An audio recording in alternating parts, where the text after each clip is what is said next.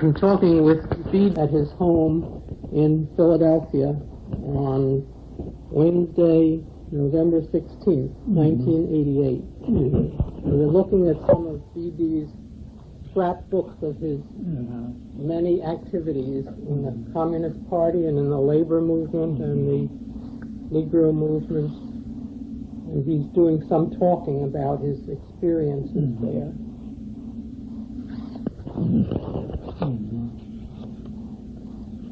Bede, I've always known you as B.D. Amos, but that's not your full name.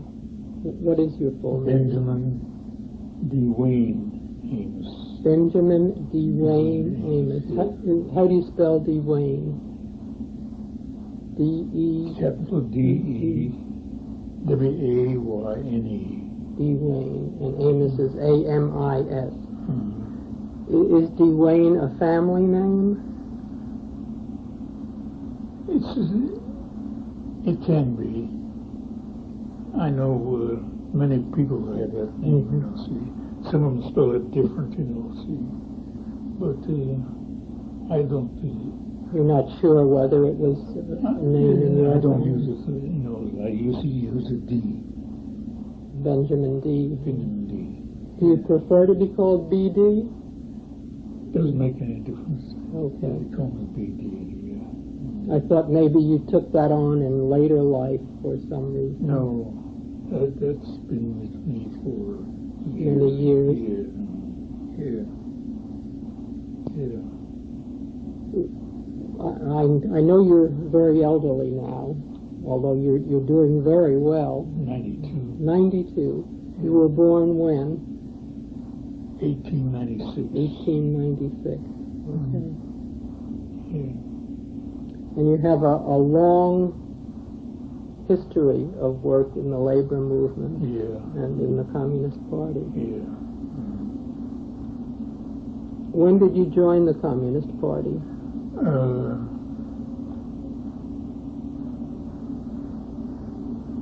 In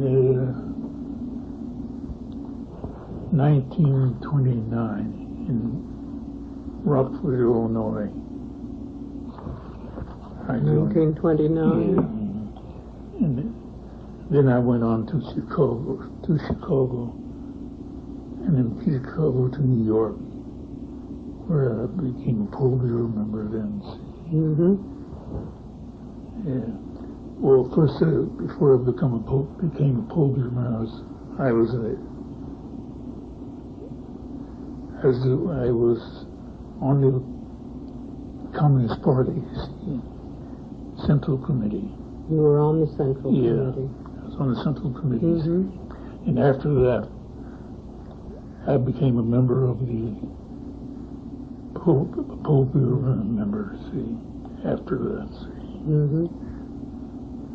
What brought you into the Communist Party? What brought me into... Well, at that time when I was in Rockford, Illinois, the thing that brought me into the Communist Party was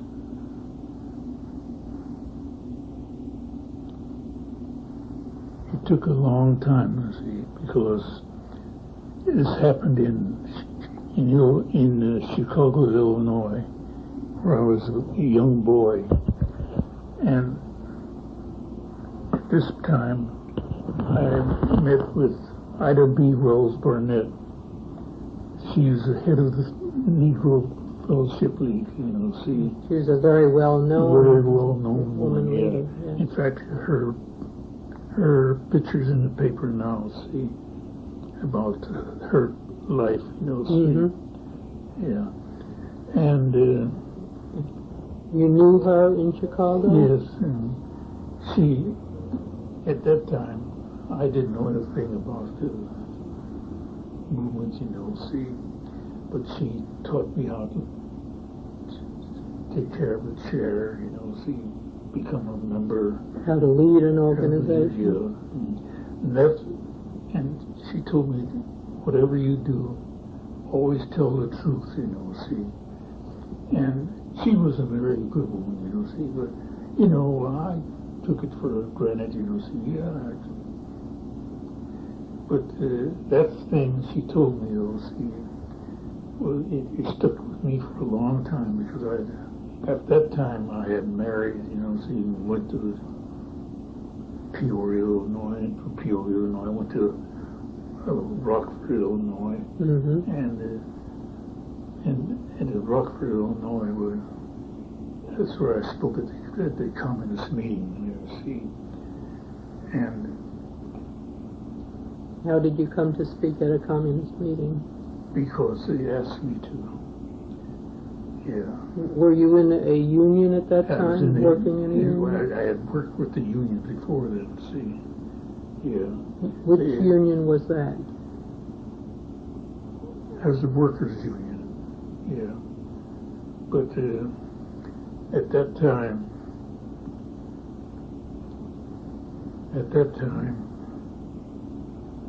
they asked me to speak at this meeting, and I spoke to this meeting, and I guess whatever I said was pretty good to them. They liked it. They liked it very well, and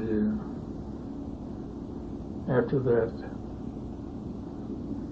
I went over to Chicago, and that's where I really began to develop, you know, see.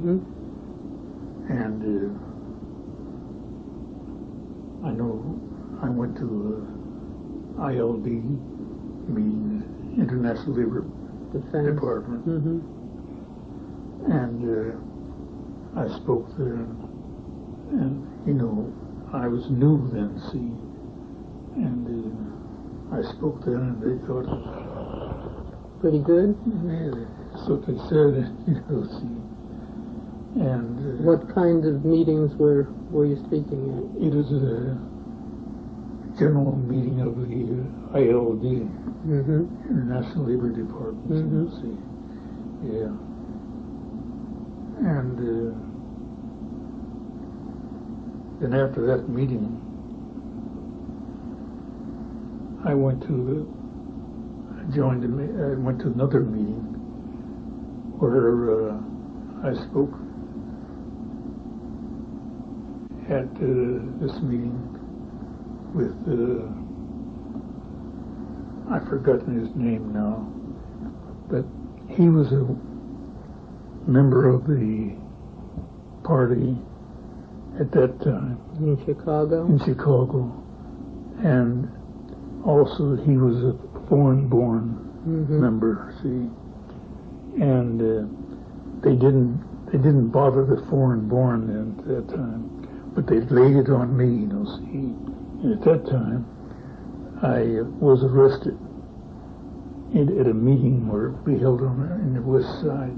What were you arrested for? What did they charge you with? For admitting that I was a communist, you know, see.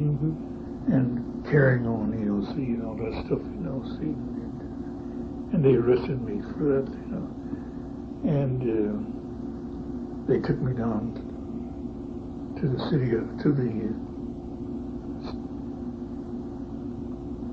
police headquarters. And at this police headquarters, they tried to scare me, you know, see, about running out, you know, see, don't do that, don't go out that window now, see.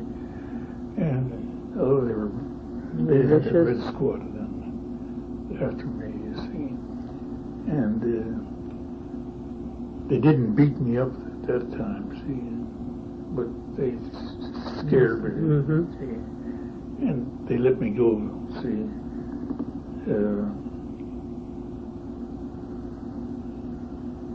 I was in the police department, I guess, around about 7 or 8 hours, something like that, you know, see. Then they let me turn me loose. Did they book you? No, they didn't book me, see. But they gave me tried to scare you. Yeah. And they turned me loose. And I went then right to the ILD. I told them about it, you know, see. And after that,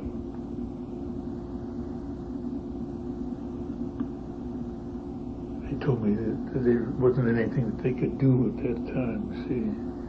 because, you know, if they had arrested He hadn't been beaten up, so. then they would have done something. Mm-hmm. Yeah.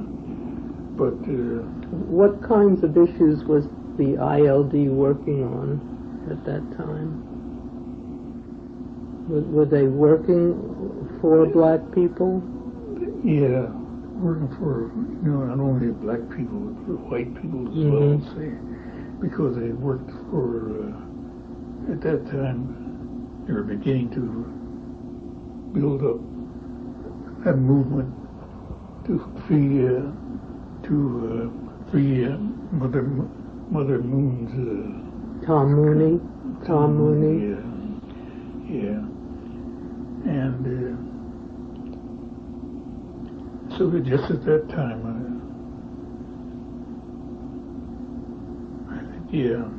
I think I went to the Communist Party because at that time they had arrested several of the members of the Communist Party, they arrested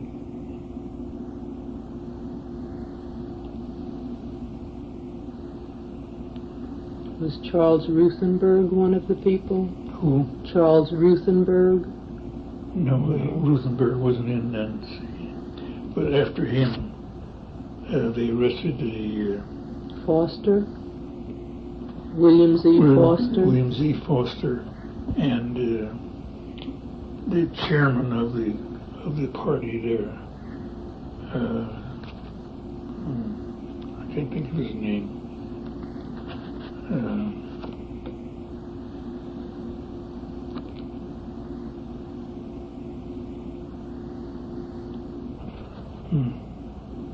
I know some of the early names, but not very many of them. Anyway, he was arrested then, see, and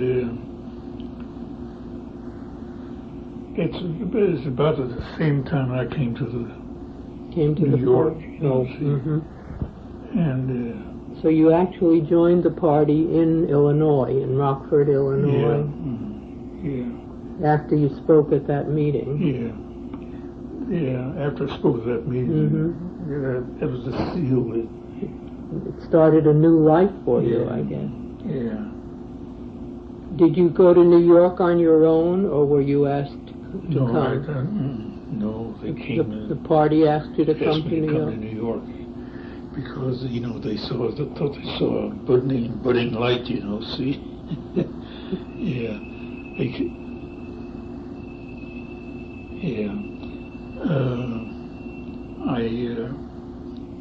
I came on the bus to New York, and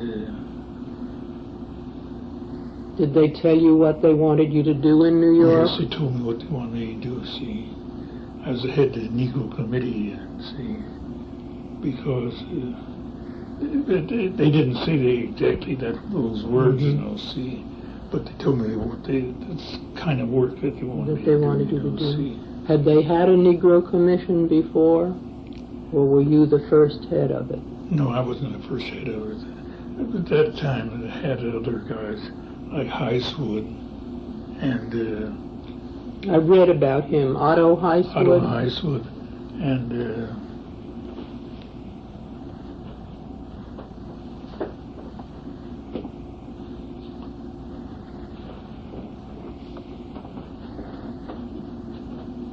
stuff in here about me.